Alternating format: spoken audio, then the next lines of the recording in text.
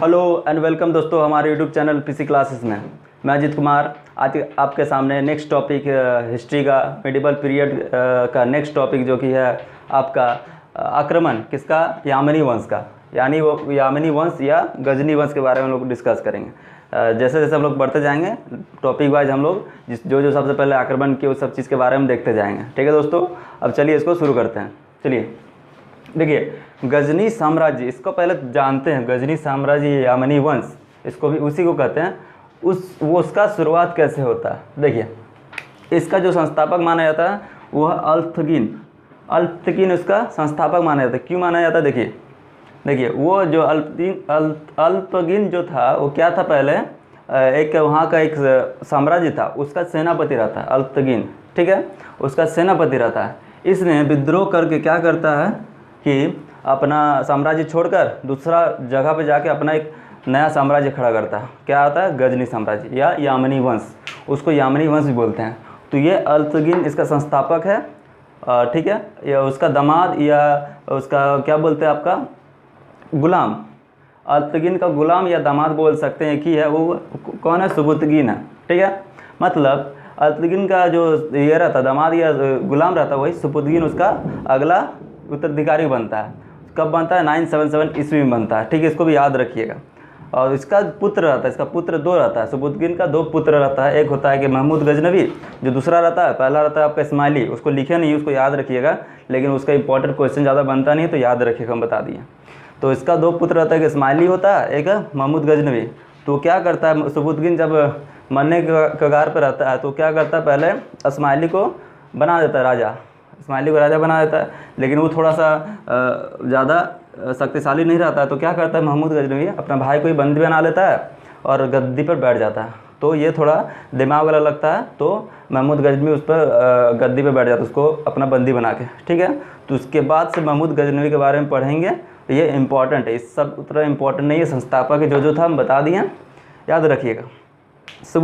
महमूद गजनवी के बारे में हम लोग देखते हैं। भारत में आने के बाद उसने क्या क्या किया और क्या क्या लेकर गए। देखिए, महमूद गजनवी यह गद्दी पर कब बैठता है? 998 ईस्वी में बैठता है। यह गद्दी पर 998 ईस्वी पर बैठता है, 27 वर्ष की उम्र में। उसका उम्र क्या होता है? 27 वर्ष होता है, तो इसको याद रखिएगा। पहला तुर्क आक्रमण, जो जब भी क्वेश्चन पूछेगा पहला तुर्क आक्रमण कौन था, तो आपका सुबुतकीन हो जाएगा। पहला तुर्क आक्रमण और कहाँ पे करता है? तो पंजाब पे करता है। और उसका राजा कौन होता है? जयपाल होता है। तो ये याद रखिए कि पहला तुर्क आक्रमण पूछेगा तो कौन है? तो सुबुतकीन हो जाएगा आपका। ये इंपॉर्टेंट पॉइंट सब आपका लिख दी जिससे क्वेश्चन बनता है। ठीक है, ये दोनों पॉइंट आपका हो गया। अब आइए देखते हैं उपाधियाँ जो महमूद गजनवी ने कौन सा उपाधि ली। यामिन उद दौला, यामिन उल मिल्लत या सुल्तान, 3 गो उपाधि उसने लिया था अपने शासनकाल के दौरान। देखिए, सबसे पहले यामिन उद दौला। यामिन उद दौला का मतलब क्या होता है आपका?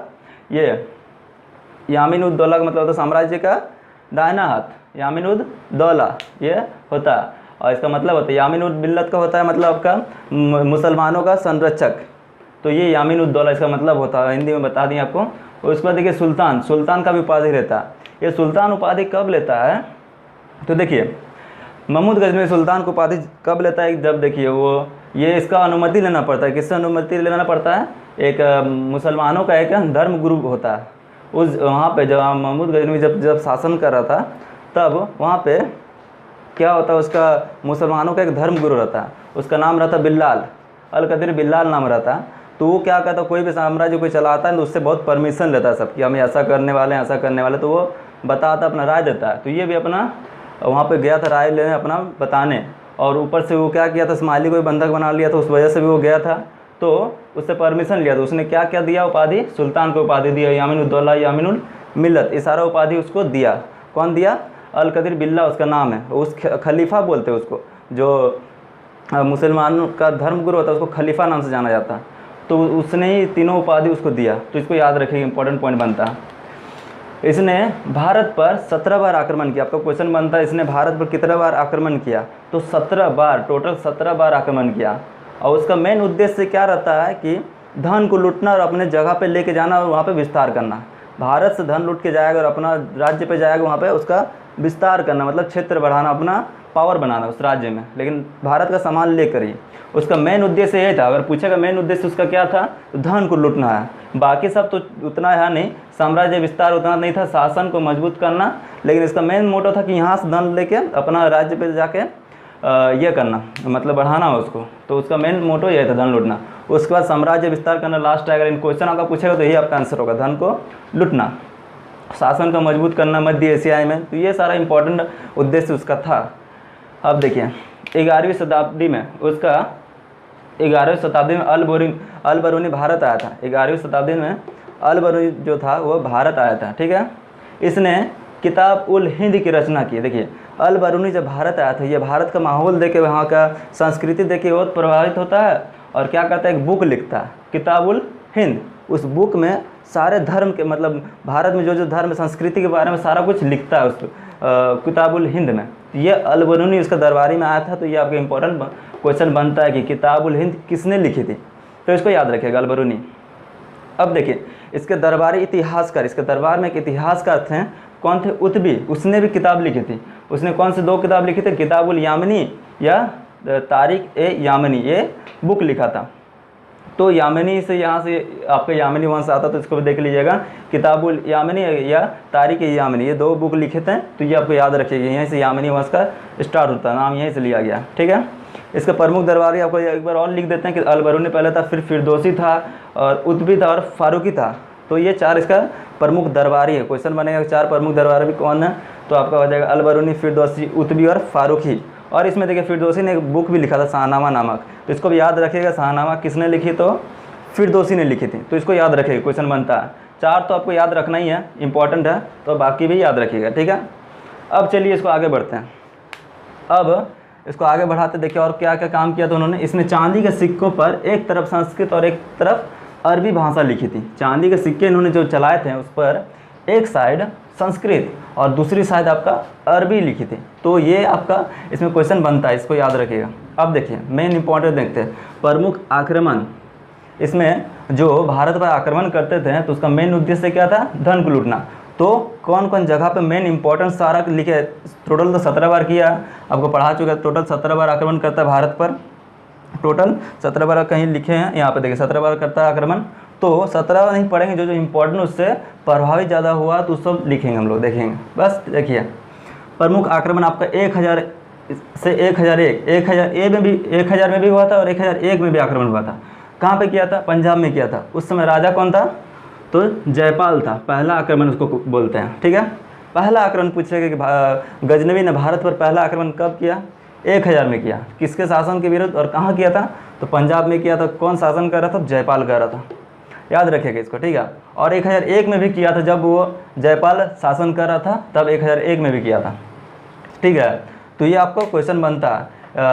तो देखिए 2 बार क्यों आक्रमण किया। पहला बार जो आक्रमण किया था, उस समय ज़्यादा धन लूट नहीं पाए पंजाब में, जयपाल जो था उसने रोक दिया था उसको, तो ज़्यादा धन लूट नहीं पाए।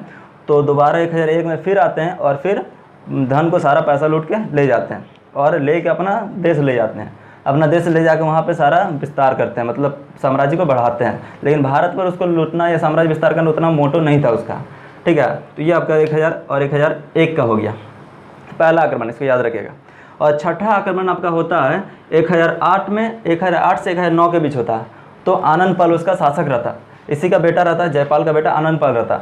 तो 1008-1009 में जब आनंद पाल शासन करता है, तो छठा आक्रमण वो करता है भारत पर और धन लूट के ले जाता है। उसका मेन वही मोटो रहता है। उसके बाद आपका होता है 12 आक्रमण। 12वां आक्रमण आपको कहाँ होता है, 1018 से 1019 के बीच होता है। ये प्रतिहार राजा मथुरा कन्नौज, वहाँ पे वो आक्रमण करता है। 12 आक्रमण, 12वां आक्रमण उसका होता है।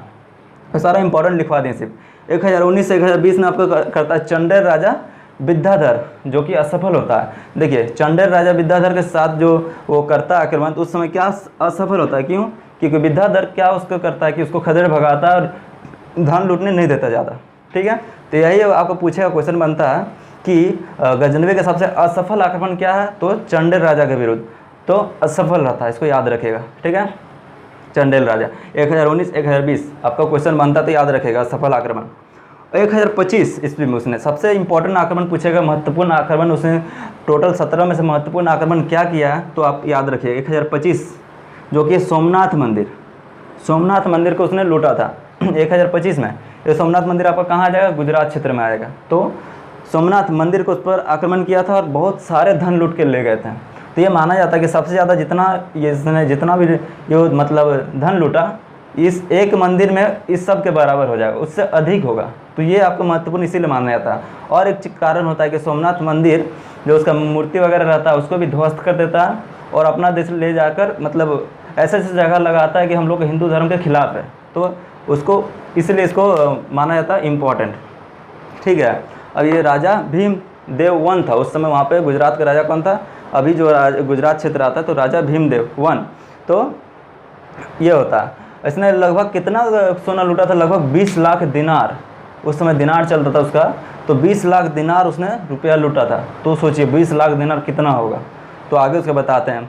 तो ये आपका 16वां आक्रमण हो जाएगा, 16वां आक्रमण। ये बहुत कोई कन्फ्यूजन करता है कि सोमनाथ मंदिर 17वां आक्रमण है, लेकिन 16वां आक्रमण है। ठीक है, इसको याद रखिएगा।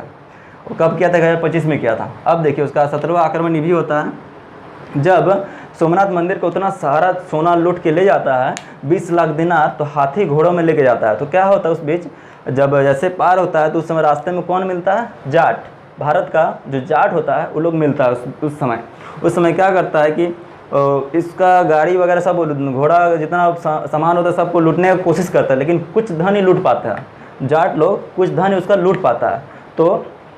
तो बाकी जितना बचता है उसको लेके जाता है, फिर भी बहुत सारा रहता है। उसको फिर क्या करता है, उसको रख के आता है अपना वहाँ से, फिर बोलता है हमको जाट लोग कैसे रोक लेगा, उसका बदला लेने के लिए फिर आता है। फिर कब आता है तो देखिए 1027 में आता है, 1025 में लूट के जाता है, तो 2 साल बाद फिर आता है, बोलता है मेरा हमको कैसे कोई लूट सकता है, और जाट के विरुद्ध उन्होंने आक्रमण कर दिया। तो ये आपका क्वेश्चन बनता है जाट के विरुद्ध कौन सा आक्रमण था, तो 17वां आक्रमण था। कब किया था, 1027 ईस्वी में किया था। तो इसको याद रखिएगा। ठीक है दोस्तों, अब देखिए अब 1027 ईस्वी में वो क्या करता है, सारा 17वां आक्रमण खत्म हो जाता है। वो क्या करता है उसके बाद कि एक वहाँ पे जो अपना साम्राज्य जहाँ रहता है वहाँ पे एक घर रहता है, उसमें सारा धन को रखता है। तो इतना धन वो देख लिया कि अपना रूम को छोड़ के वहीं दिन सोने लगा, उतना धन देख के पागल हो गया वो, और सोने कहाँ लगा, उसी रूम में वो सोने लगा। तो उससे क्या होता है कि दिन रात वो पागल हो गया उस रूम में, पूरा सोना वोना देख के, लास्ट में क्या होता है उसको वहीं पे मर जाता है, पागल होके मर जाता है, हार्ट अटैक आके मर जाता है, सारा सोना देखकर। तो 20 लाख दिनार बाकी इतना, तो सोचिए उतना सोना वगैरह देख उसको हार्ट फेल होता है और वो यहीं पर मर जाता है। तो उसका कब मरता है, तो 1030 ईस्वी में उसका अंत हो जाता है। तो ये इंपॉर्टेंट है, कब मरता है, 1030 ईस्वी में वो मर जाता है। एक बार ठीक फिर से रिकॉल कर लेते हैं। देखिए पहले इसका संस्थापक बोलिएगा तो कौन है, अल्फुद्दीन हो जाएगा। उसका फिर कौन आता है, सुबुद्दीन होता है। उसके बाद महमूद गजनवी, इसका 2 बेटा रहता है सुबुद्दीन का, महमूद गजनवी और इस्माइली। तो याद रखिएगा इसको, तो इम्पॉर्टेंट है। ठीक है, अब मेन जो शासन आता है महमूद गजनवी का, ये इंपॉर्टेंट आपको बता दी, कब गद्दी पर बैठा, कितने वर्ष की उम्र में। और जो उसका सुबुद्दीन था, पहला आक्रमण, तुर्क आक्रमण कौन किया था, तो सुबुद्दीन किया था। तो इसको याद रखिएगा। किसके विरुद्ध, जयपाल के विरुद्ध। सारा आपको बता दिए, इंपॉर्टेंट लिखवा दिए हैं, सारा एग्जाम में सब पूछ सकता है। तो आप लोग याद रखिएगा तो आसानी होगा। इसका प्रमुख दरबारी कौन कौन थे, तो 4 थे, अलबरूनी, फिरदौसी, उतबी और फारूकी। 4 इसका प्रमुख दरबारी थे, इसको याद रखिएगा। ठीक है दोस्तों, इधर भी बता चुके प्रमुख आक्रमण। तो यह सारा प्रमुख आक्रमण हो जाएगा गजनी साम्राज्य और यामिनी वंश का। ठीक है दोस्तों, तो इतना याद रखिएगा। अच्छा आप लोग के एग्जाम में ये सब क्वेश्चन बनेगा तो मार दिएगा, आराम से टिक मार दीजिएगा। ठीक है दोस्तों, अगर वीडियो अच्छा लगे तो लाइक, शेयर एंड सब्सक्राइब जरूर कीजिएगा और कमेंट सेक्शन में बताइएगा। थैंक यू दोस्तों।